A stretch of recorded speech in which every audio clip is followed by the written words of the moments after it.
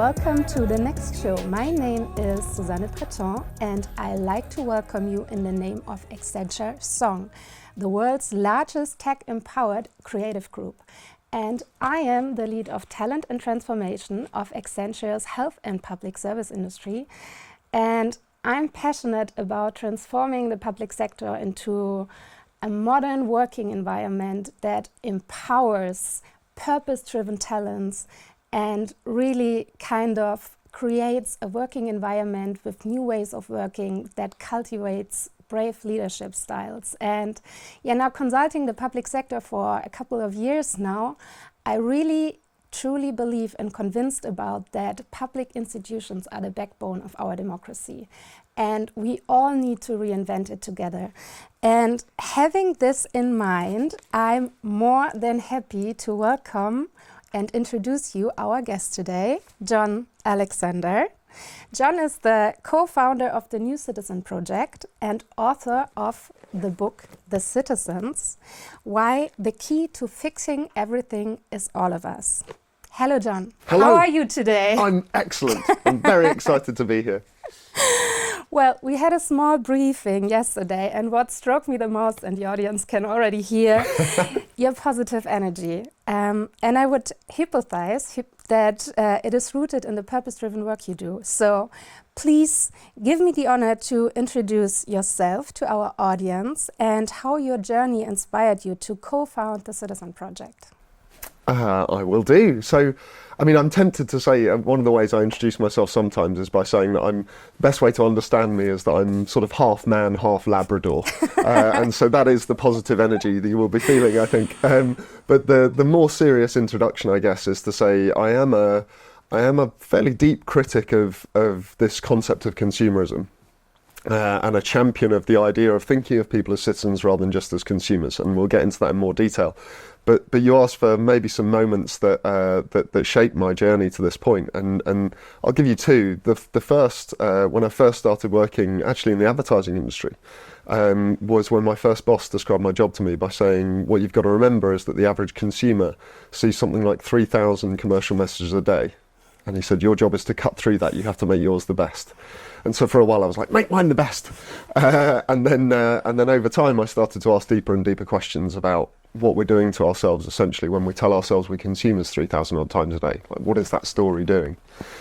And that inquiry has led a huge amount of my journey. And then a few years on, the moment actually that was sort of the end of my time in the advertising industry, I was working on what should have been my dream brief. It was a brief from Unilever to get people to look for sustainable palm oil in the products that they bought. And we had this idea that I thought was amazing, like really powerful and wonderful.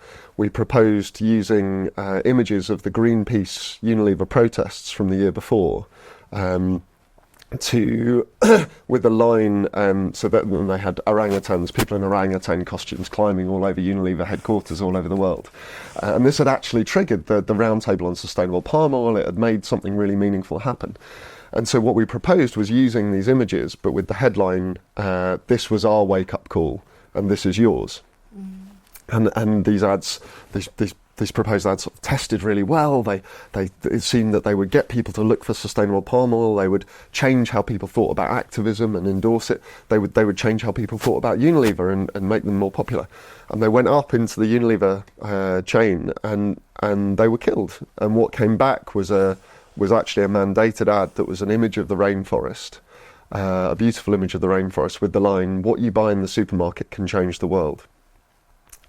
And for me, this was a pretty intense downer, because to me, that's a message that says, actually, shush little people, just go shopping. That's your role here.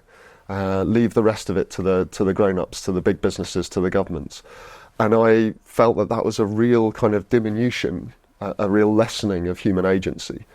And so that was the moment that tripped me out of the advertising world and really was the genesis of the New Citizen Project, which was in another question. So if the first question was, what are we doing to ourselves when we tell ourselves we're consumers constantly? The second and much more sort of generative question was, what would it look like to bring all that creativity and inspiration to bear on inviting people into their agency in all sorts of ways as citizens, not just as consumers. And so those two moments, I think, were kind of the really key moments in the journey here. Well, thank you. And yeah, I think it inspires a lot of people also from our industry. I can see a lot of like colleagues from Accenture Song who worked in consumerism before joining our public projects at the moment because they're looking for more purpose-driven work. So like hearing your story and then referring back to your book that you wrote. Keep holding the book up. So you wrote the book Citizens, Why the Key to Fixing Everything is All of Us. And I think that's a very powerful question I want to give back to you. So yeah, why is the key to fixing everything all of us? Elaborate, please. I mean, I'm always tempted to answer with stories, and I know we'll get into some examples and stories, but maybe for now at the kind of just the simple, logical, common sense level, I think that I love the wisdom that says that all of us are smarter than any of us, right? Like and no one person has the answers to everything. And actually we've got 7 billion, is it, minds on this planet right now? If we could really tap into that collective intelligence, that collective resource, that collective wisdom, there's no telling what we might be able to do.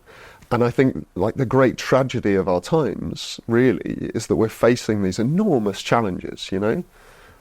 Epidemics of mental health and loneliness, deep inequalities, climate and nature emergencies, and we've only got like a minuscule percentage, maybe like 1% of the people on the planet actually on the pitch able to do anything about it, and for the rest of it's a spectator sport. And that can't be the best way to face these challenges. So the key to fixing all of these challenges is to get more of us involved, I think. Yeah, so you discussed from moving from a consumer mindset to a citizen mindset.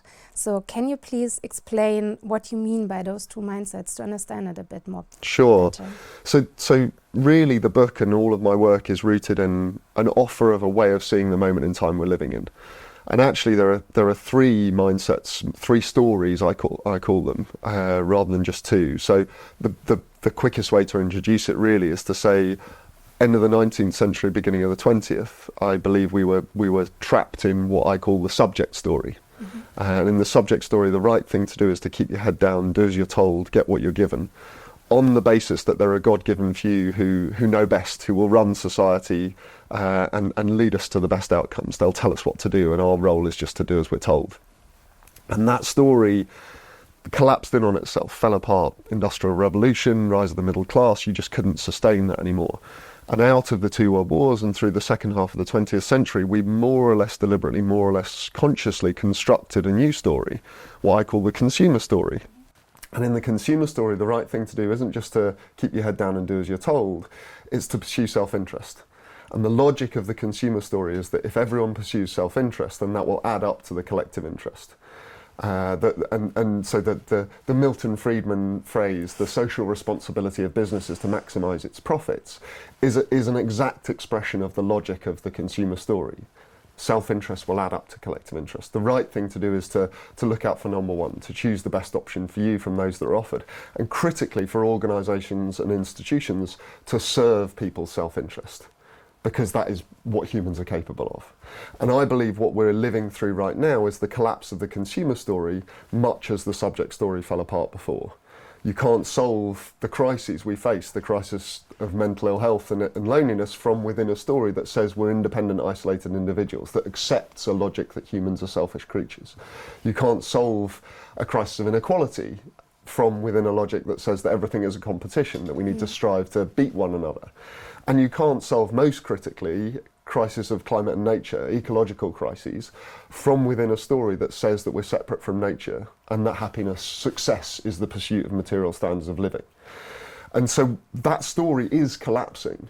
And I don't just mean in terms of like waste and throwaway stuff people talk about as consumerism. I mean as a logic of how our democracies work, where people's only agency is to choose between parties. I mean as a logic of how business works, where endless growth is the target.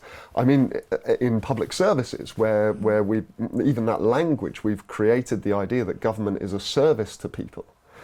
And that can't hold. But joyfully, and sometimes I joke that if I'd started a business at the wrong time, it would have been called the Consumer Doom Project, and everything, I'd be a lot less fun to be around. Joyfully, what is happening now, I think, is a different story, a much bigger story of humanity is emerging, which is what I call the citizen story.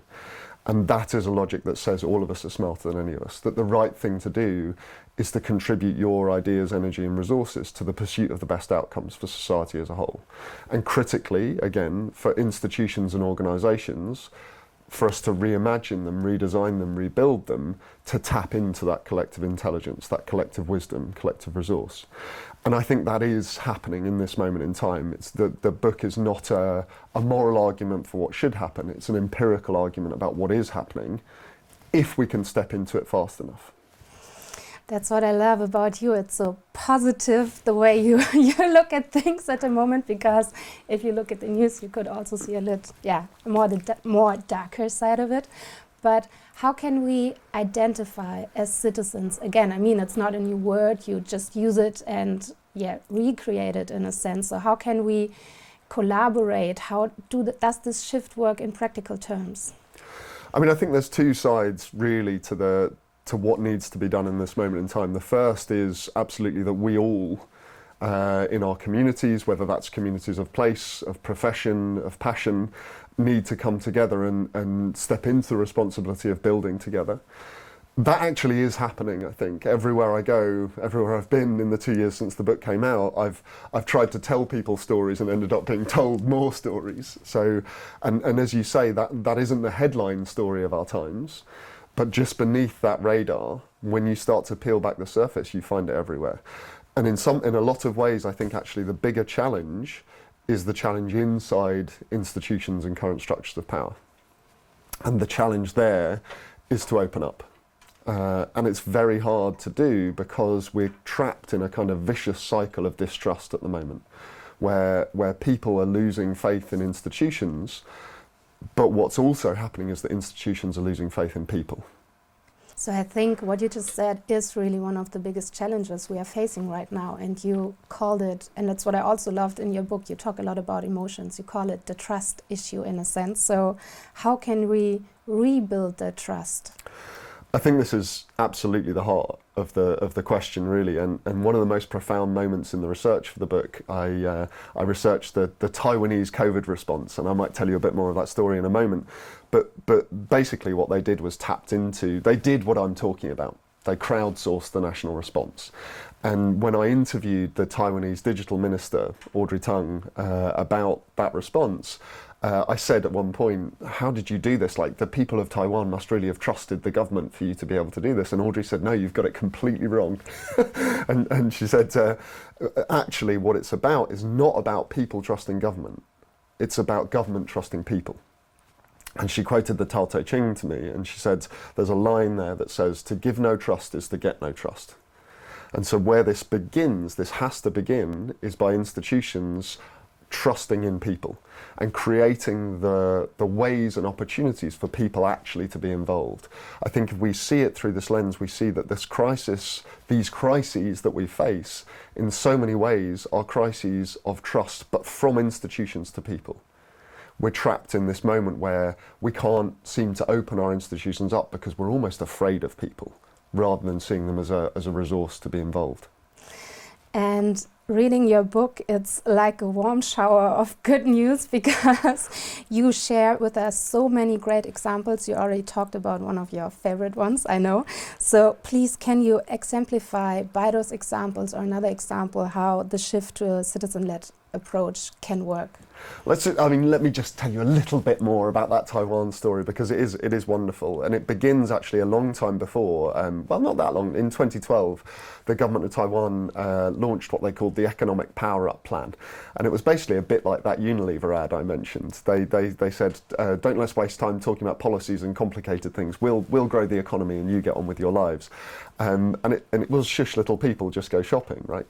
But what happened in response was a group of hackers, software designers, started to organise, and what they did was they built parallel websites to government websites, all with the URLs g0v.tw, and on these websites they made available loads of information. You could upvote and downvote and comment, and they had conversation menus so you could discuss these workings at home. And don't get me wrong, it wasn't an overnight success, so an overnight phenomenon, but it grew. And then in 2014, the government tried to rush through a trade bill with mainland China, and in response to that, an Occupy-style protest broke out. But what the protesters were doing, they occupied the parliament, and what they were doing was using the GovZero tools to discuss the clauses of the trade bill.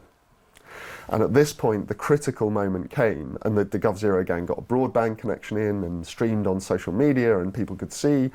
And at this point, the critical moment came because the Speaker of the Parliament came under pressure to boot the protesters out from his colleagues and so on. And instead, he said, this is what should be happening here. This is what this space is for. He endorsed the protest. And that was the moment of shift. He promised the protesters' trade bill would get due scrutiny. It got scrutiny, it got thrown out. 2 years on, power changed hands, and one of the leaders of the hacker movement from that time actually became a minister. That was Audrey Tang, the person who I mentioned before, and really brought the workings of the GovZero movement into the way government worked. And so they really began to tap into this collective energy and the collective wisdom. And then 4 years on, when COVID hit, that person was, Audrey Tang, was at the core of their response. They announced publicly that their strategy in response to COVID would be characterised by 3 principles: fast, fun and fair. This is all true, right? And they crowdsourced the national response. They made it joyful to get involved. There's a lovely moment where they set up a phone line where anyone could ring in with ideas for how the country's response could be better. And a little boy rang up and said, you need to make pink face masks cool because the boys in my class don't want to wear them because they think they're girly, and you should work with the baseball team. And 3 days later, they had the little boy, the president, and half the baseball team on the national televised press conference in pink face masks. And there's so much joy in this way of thinking and working, is the point. But and it was the world's most successful COVID response, arguably. You look at the data, second lowest death rate anywhere in the world, and they never went into full lockdown. So their economy thrived through that period. It's remarkable what's possible when you lean into this logic.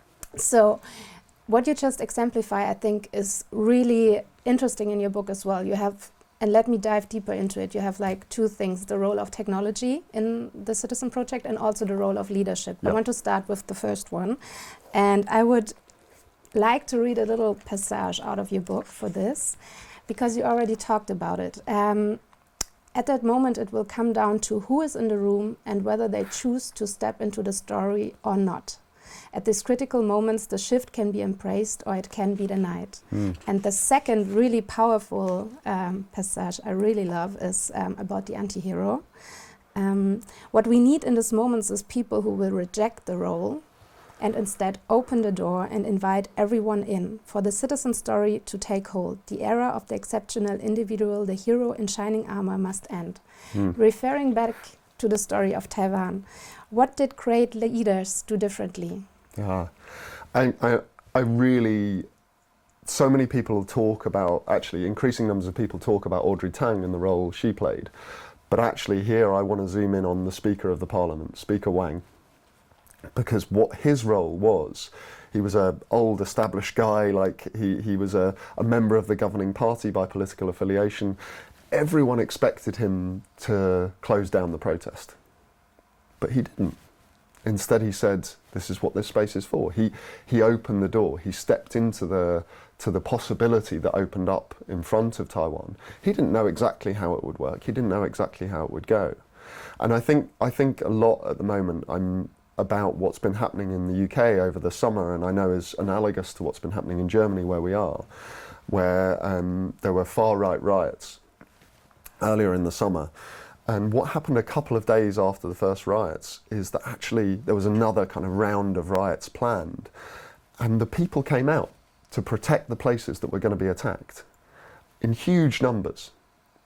But the critical, and that was this moment of energy that could have been stepped into, that I dreamed that night that our Prime Minister Keir Starmer was going to come out the next day and say, this is who we are and this is how we'll face the challenges of our time. We're going to get everyone involved. We're going to fix our health system by getting everyone involved. We're going to take on climate by getting everyone involved. We need all of you. And I'm not trying to blame Starmer or anyone or Schultz or whoever, but I am trying to say, like, these are the moments.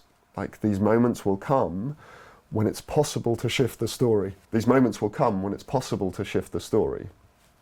And we need our leaders. The really great leaders are actually, I think, the ones who will open the door to this story, open the door to everyone's contribution, rather than try and stay in control themselves.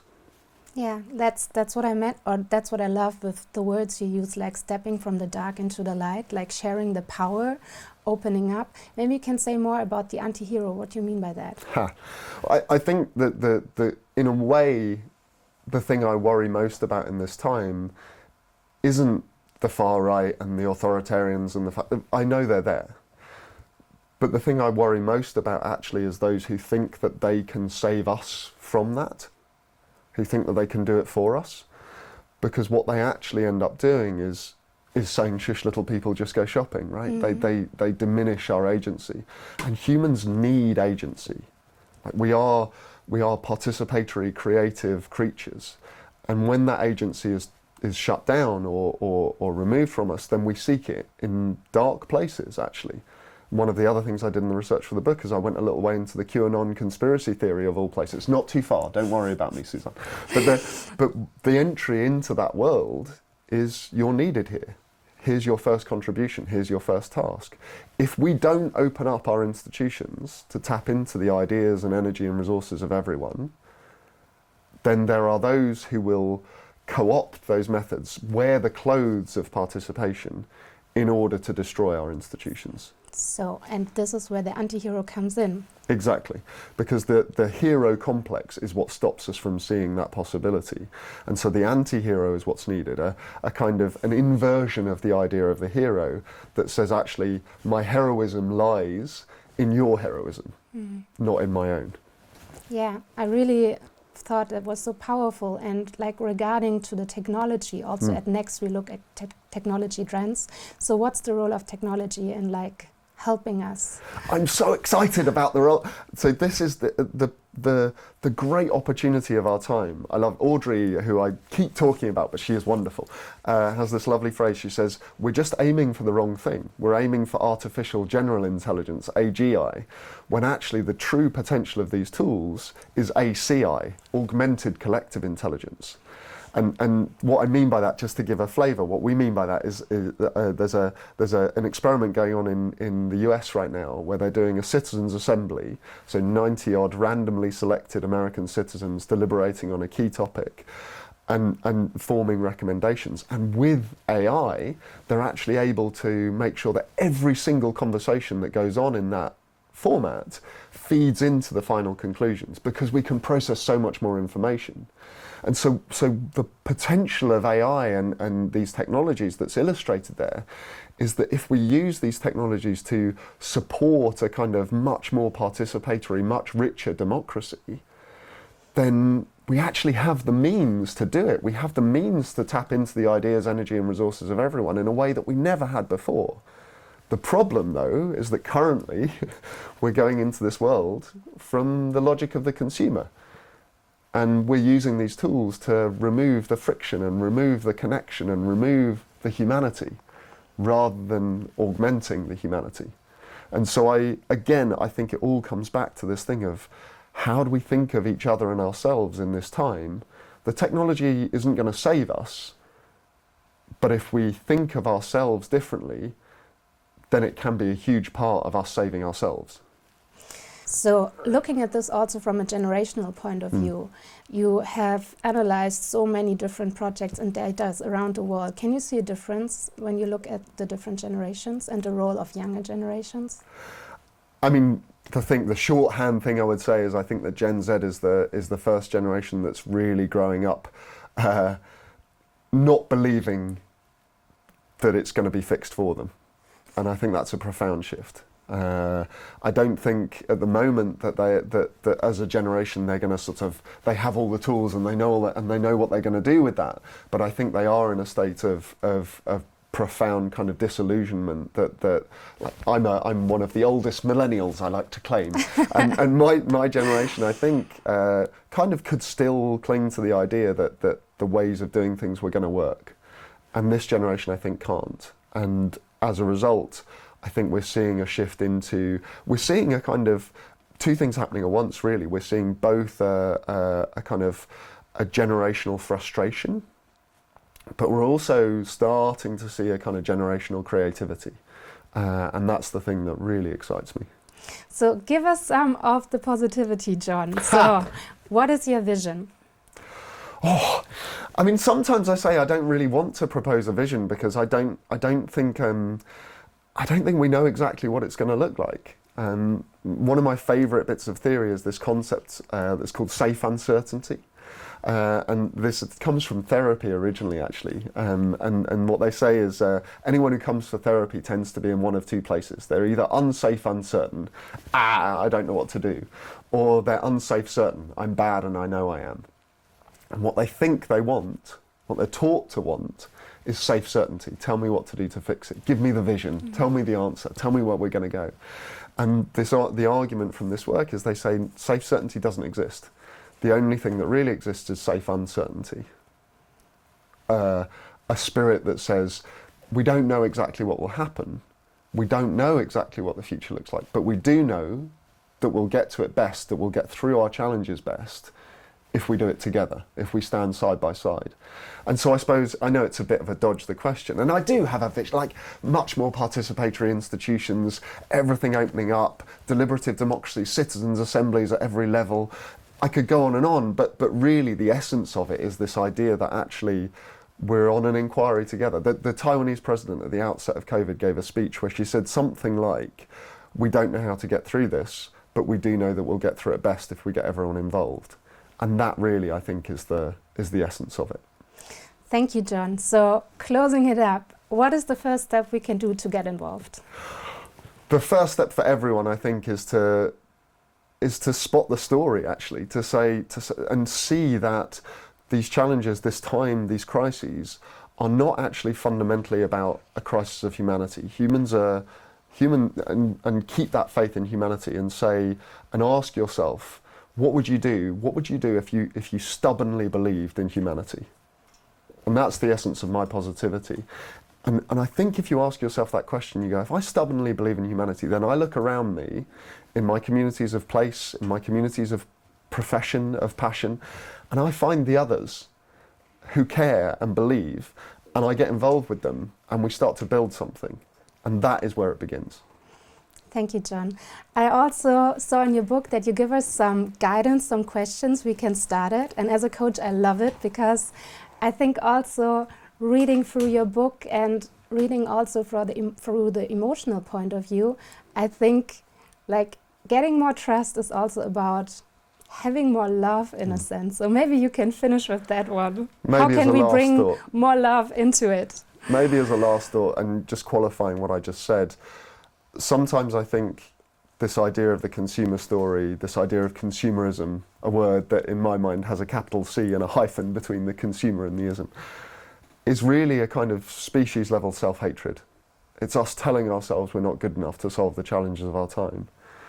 And actually, what we most need is a kind of self-love, right? As a species, we need to fall back in love with humanity. We need to believe in ourselves and know that we are capable of astonishing things. And so, yeah, it is a shift. It is a shift into trust. It is a shift into love. And I'm not ashamed to say that. I think we need to be talking from emotion, from the heart, not just the head. Thank you so much, Jon. And yeah, thank you for giving us a lot to think about and tap into this love and the trust by reading through your book and reading through all those powerful stories. So I wish you all the luck. And where can we see you next? I will be everywhere. I'm on LinkedIn. I'm the moment you enter my echo chamber, you cannot ever leave. But I have a mailing list on my website, jonalexander.net, and I would love to be in conversation with you folks. Thank you. Great having you here.